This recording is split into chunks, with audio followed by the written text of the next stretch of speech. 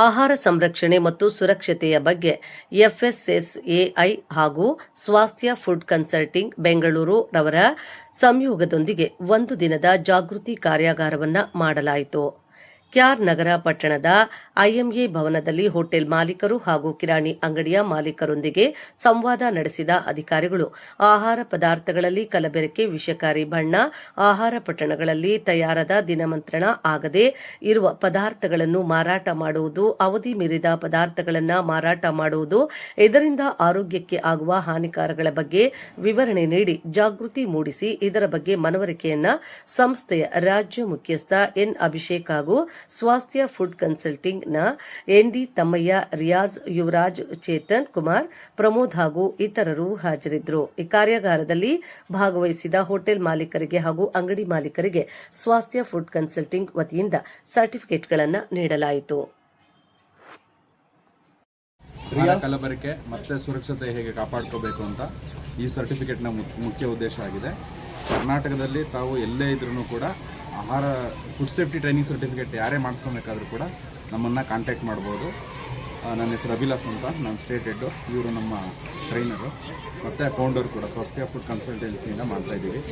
ನಮ್ಮಲ್ಲಿ ಟ್ರೈನಿಂಗ್ ಆದಮೇಲೆ ನಿಮಗೆ ವಿತಿನ್ ಒನ್ ಡೇ ನಿಮಗೆ ಸರ್ಟಿಫಿಕೇಟ್ PDF ಆಗಿ ಬರುತ್ತೆ.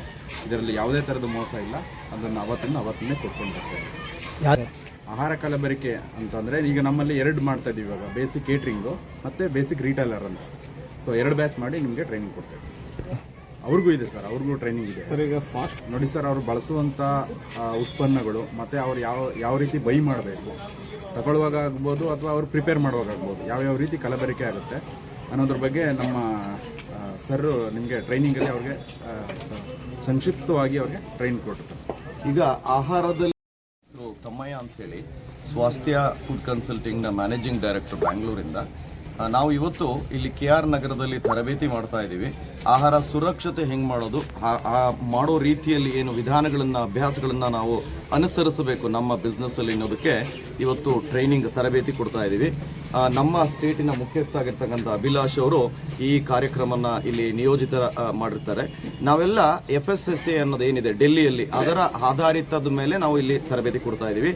ಹಾಗಾಗಿ ಅವರು ಕೊಟ್ಟಂಥ ಲೈಸೆನ್ಸ್ ನಮಗೆ ಇವತ್ತು ನಾವು ಸ್ವಾಸ್ಥ್ಯ ಫುಡ್ ಕನ್ಸಲ್ಟಿಂಗ್ ಅನ್ನೋದು ಕೂಡ ಒಂದು ಟ್ರೈನಿಂಗ್ ಪಾರ್ಟ್ನರ್. ನಾನು ತಮ್ಮಯ್ಯ ND ಟ್ರೈನರ್. ಹಾಗಾಗಿ ಬೆಳಿಗ್ಗೆ 9 ರಿಂದ 1 ಗಂಟೆ ತನಕ ನಾವು ಏನೇನು ಕೇಟ್ರಿಂಗ್ ಇದ್ದಾರೆ, ರೆಸ್ಟೋರೆಂಟ್ ಇದ್ದಾರೆ, ಹೋಟೆಲ್, ಅವರಿಗೂ ಕೂಡ ನಾವು ಬೆಳಿಗ್ಗೆ ತರಬೇತಿ ಕೊಟ್ವಿ. ಈಗ ಬಂದಂಥ ಏನು ಗ್ರಾಹಕರಿದ್ದಾರೆ, ಅಂದರೆ ಇವರು ಏನು ರಿಟೇಲ್ ಇಟ್ಕೊಂಡಿರ್ತಾರೆ, ಮಿಲ್ಕ್ ಪಾರ್ಲರ್ಗಳನ್ನ ಇಟ್ಕೊಂಡಿರ್ತಾರೆ, ಚಿಲ್ಲರೆ ವ್ಯಾಪಾರಿಗಳಿರ್ತಾರೆ, ಇವರುಗಳು ಆಹಾರನ ಹೆಂಗೆ ಖರೀದಿ ಮಾಡಿ ಹೆಂಗೆ ಗ್ರಾಹಕರಿಗೆ ಕೊಡಬೇಕು ಅಂಥದ್ದನ್ನು ಈ ದಿನ ತರಬೇತಿ ಕೊಡ್ತಾ ಇದ್ದೀವಿ. ನಾವೆಲ್ಲ ಮಾನ್ಯತೆ ಪಡ್ಕೊಂಡು ಇದನ್ನ ಏನು ತರಬೇತಿ ಕೊಡ್ತಾ ಇದ್ದೀವಿ. ಹಾಗಾಗಿ ಈ ಆರೋಗ್ಯ ಕಾಪಾಡಿಕೊಳ್ಳಿಕ್ಕೆ ನಮ್ಮ ಆಹಾರ ಎಷ್ಟು ಮುಖ್ಯ ಅನ್ನೋದನ್ನು ನಮ್ಮ FSSA ಏನು food safety and standard authority of India ಅಂತೀವಿ, ಅವ್ರು ಆಲ್ರೆಡಿ ನಮಗೆ ಏನೇನು ಅನುಸರಿಸಬೇಕು, ಏನೇನು ಯಾವ ನಿಟ್ಟಿನಲ್ಲಿ ನಾವು ವ್ಯಾಪಾರ ಮಾಡಬೇಕು ಅನ್ನೋದು ಕೂಡ ಅವರು ಹೇಳ್ಕೊಟ್ಟಿರ್ತಾರೆ. ಅದ್ರದ್ದು ಬಗ್ಗೆ ನಾವು ಟ್ರೈನಿಂಗ್ ಮಾಡಲಿಕ್ಕೆ ಇವತ್ತು KR ನಗರಕ್ಕೆ ಬಂದಿರ್ತೇವೆ. ಆಹಾರದಲ್ಲಿ ನಮಗೆ 2 ರೀತಿ ಸಮಸ್ಯೆ ಉಂಟು. ಒಂದು ಕಲಬೆರಕೆ ಅನ್ನೋದು ನಮಗೆ ತೊಂದರೆನೂ ಕೊಡದೇ ಇರೋದು ಇರ್ಬೋದು, ಕೊಡೋದೂ ಇರ್ಬೋದು. ಈಗ ಹಾಲಿನಲ್ಲಿ ನಾವು ನೀರು ಹಾಕಿದ್ರೆ ಕಲಬೆರಕೆನೆ ತೊಂದರೆ ಕೊಡಲ್ಲ. ಬಟ್ ಹಾಲಿನಲ್ಲಿ ವಿಷಕಾರಿಕ ಕಾಸ್ಟಿಕ್ ಸೋಡಾ ಹಾಕ್ತಾರೆ, ಈ ಹೈಡ್ರೋಜನ್ ಪೆರಾಕ್ಸೈಡ್ ಅಂತ ಹಾಕ್ತಾರೆ, ಯೂರಿಯಾ ಹಾಕ್ತಾರೆ.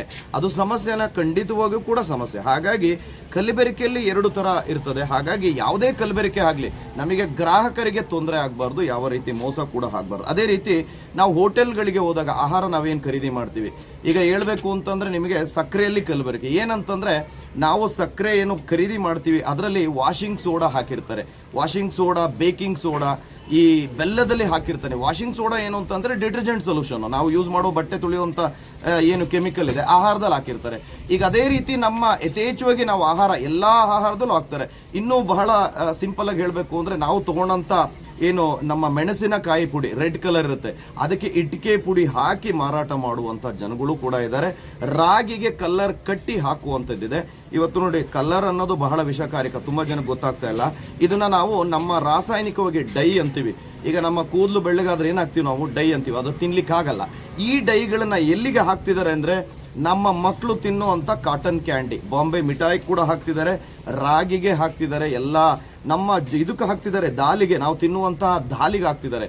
ಹಾಗಾಗಿ ಇದರ ಇವೆಲ್ಲ ಏನು ಉಪಯೋಗ ಮಾಡಬಾರ್ದು ಅನ್ನೋದು ನಮ್ಮ FSSA ಒಂದು ಉದ್ದೇಶ. ಹಾಗಾಗಿ ಆ ಒಂದು ತರಬೇತಿ ಕೊಡಲಿಕ್ಕೆ ನಾವೆಲ್ಲ ಅಪ್ರೂವ್ ಟ್ರೈನರ್ ಆಗಿ ಬಂದು ಇಲ್ಲಿ ತರಬೇತಿ ಕೊಡ್ತಾ ಇದೀವಿ. ಎಲ್ಲ ಏನೇನು ಬಿಸ್ನೆಸ್ ಮಾಡ್ತಿದ್ದಾರೆ ಇದು ಎಲ್ಲರಿಗೂ ಅನ್ವಯ ಆಗುವಂಥ ಬಿಸ್ನೆಸ್. ಇದು ಇಂಥರಿಗೆ ಅಂತಲ್ಲ, ಎಲ್ಲ ಬೆಳೆಯುವಂತ ಹಿಡಿದು ಎಲ್ಲ ಏನು ಮಾರಾಟ ಮಾಡ್ತಿದ್ದಾರೆ ಎಲ್ಲರಿಗೂ ಅನ್ವಯ ಆಗಬೇಕು. ಲೈಸೆನ್ಸ್ ತಗೊಳ್ಳೇಬೇಕು. ನಮ್ಮ FSS ಅಲ್ಲಿ ಯಾರ್ಯಾರು ಆಹಾರ ಶೇಖರಣೆ ಮಾಡೋದಾಗ್ಲಿ, ಉತ್ಪತ್ತಿ ಮಾಡೋದಾಗ್ಲಿ, ಉತ್ಪಾದನೆ ಮಾಡೋದಾಗ್ಲಿ, ಈವನ್ ನಾವು ಹೇಳೋದು ಅಂತಂದ್ರೆ ನಿಮ್ಮ ಅಂಗನವಾಡಿಗಳಲ್ಲಿ ಮಧ್ಯಾಹ್ನದ ಬಿಸಿ ಊಟ ಏನಿದೆ ಆ ಬಿಸಿ ಊಟ ತಯಾರು ಮಾಡಬೇಕು ಅಂದ್ರೆ ಲೈಸೆನ್ಸ್ ಬೇಕು, ಪರವಾನಗಿ ಬೇಕು, ಮತ್ತು ನಮಗೆ ಏನು ಲೈಸೆನ್ಸ್ ಅಂತೀವಿ ಆ ಲೈಸೆನ್ಸ್ನ ವ್ಯಾಲಿಡು ಕೂಡ ಇರಬೇಕು, ಡಿಸ್ಪ್ಲೇನು ಕೂಡ ಮಾಡಿರಬೇಕು. ಇದು ನಮ್ಮ FSSA ಒಂದು ಏನು ನಮ್ಮ ಮಿನಿಸ್ಟ್ರಿ ಏನಿದೆ, ನಮ್ಮ ಆರೋಗ್ಯ ಮತ್ತು ಕಲ್ಯಾಣ ಕುಟುಂಬ ಇಲಾಖೆಯ ಸಚಿವಾಲಯದಲ್ಲಿ ಬರ್ತಕ್ಕಂಥ ಕಾನೂನು ಇದೆ. ರಾಜಶೇಖರ್ ಅಂತ ಹೇಳಿ, ನಾವು ಸಾಮಾನ್ಯವಾಗಿ ರೈತರು ಬೆಳೆಯುವಂಥ ಪದಾರ್ಥಗಳನ್ನ ಖರೀದಿ ಮಾಡ್ತೀವಿ. ಅವು ಯಾವ ಥರ ಸುರಕ್ಷತೆ ಮಾಡಬೇಕು ಅನ್ನೋ ವಿಚಾರಗಳು ನಮಗೂ ಕೂಡ ತಿಳಿದಿರಲಿಲ್ಲ. ಇದು ಒಂದು ಉತ್ತಮವಾದ ಒಂದು ತರಬೇತಿ ಕೇಂದ್ರ, ತರಬೇತಿನ ಕೊಟ್ಟರು ಇವತ್ತು ನಮಗೆ. ಅದು ಉತ್ತಮವಾಗಿ ಕೂಡ ಹೇಳಿಕೊಟ್ರು. ಏನೇನು ಮಾಡಬೇಕು, ನೀವು ಆಹಾರ ಸುರಕ್ಷತೆನ ಪ್ರಮಾಣ ಯಾವ ಥರ ಅನುಸರಿಸಬೇಕು ಅನ್ನೋ ವಿಚಾರಗಳನ್ನ ಸಂಕ್ಷಿಪ್ತವಾಗಿ ವಿವರಣೆ ನೀಡಿದ್ದಾರೆ. ನಾವು ಕೂಡ ಕೇಳಿದೋ, ಕೆಲವೀಗ ನಾವು ಸೇಫ್ಟಿ ಮಾಡ್ತಿದ್ದೋ, ಬಟ್ ಇನ್ನೂ ಕೆಲವು ವಿಚಾರಗಳು ನಮಗೆ ತಿಳಿದಿರಲಿಲ್ಲ. ಈಗ ನಮಗೆ ಲೈಸೆನ್ಸು ತಗೊಂಡಂಗೂ ಆಯಿತು, ಜೊತೆಗೆ ನಮ್ಮ ಆಹಾರ ರೈತರಿಂದ ನಾವು ಖರೀದಿ ಮಾಡಿ ಮತ್ತೆ ನಮ್ಮ ಗ್ರಾಹಕರಿಗೆ ಹೋಗೋದ್ರಿಂದ ನಾವು ಅದನ್ನ ಯಾವ ರೀತಿ ಸುರಕ್ಷತೆ ಮಾಡಬೇಕು ಅನ್ನೋ ವಿಚಾರನ ಸಂಕ್ಷಿಪ್ತವಾಗಿ ನಾವು ತಿಳ್ಕೊಂಡು, ಇದು ಒಂದು ಉತ್ತಮವಾದ ಬೆಳವಣಿಗೆ. ನಮಗೂ ಕೂಡ ಲೈಸೆನ್ಸು ವಿತರಣೆ ಮಾಡ್ತಾರೆ. ಈಗ ಕೂಡ ಈ ಟ್ರೈನಿಂಗಲ್ಲಿ ನಮ್ಮ ತಮ್ಮಯ್ಯವರು ಒಳ್ಳೆ ಅದರ ಹೇಳಿಕೆಗಳನ್ನ ಭಾಳ ಚೆನ್ನಾಗಿ ನಮಗೆ ವಿಸ್ತರಣೆ ಮಾಡಿದ್ರು ಅಂತ ಹೇಳ್ತಾ, ಹಾಗೆ ನಮ್ಗೆ ಕೂಡ ಎಲ್ಲರಿಗೂ ಕೂಡ ಇದೇ ಥರ ಒಂದು ತಿಳ್ಕೊಂಡು ಮುಂದೆ ನಮ್ಮ ಆಹಾರ ಸುರಕ್ಷತೆನ ಚೆನ್ನಾಗಿ ಬಳಸಬೇಕು. ನಮ್ಮ ಆಹಾರತೆ ಮಕ್ಕಳು ಮುಂದೆ ಬೆಳೆಯೋಂಥ ಮಕ್ಕಳಿಗೆಲ್ಲ ಅನುಕೂಲ ಆಗಬೇಕು. ನಾವು ತಿನ್ನೋ ಪದಾರ್ಥನೂ ಅಷ್ಟೇ, ನಾವು ಬೆಳೆಯೋ ಪದಾರ್ಥನೂ ಅಷ್ಟೇ, ನಾವು ಭಾಳ ಚೆನ್ನಾಗಿ ನೋಡ್ಕೋಬೇಕು ಅಂತ ಈ ಸಂದರ್ಭ ನಮ್ಗೆ ಅರ್ಥ ಆಯಿತು.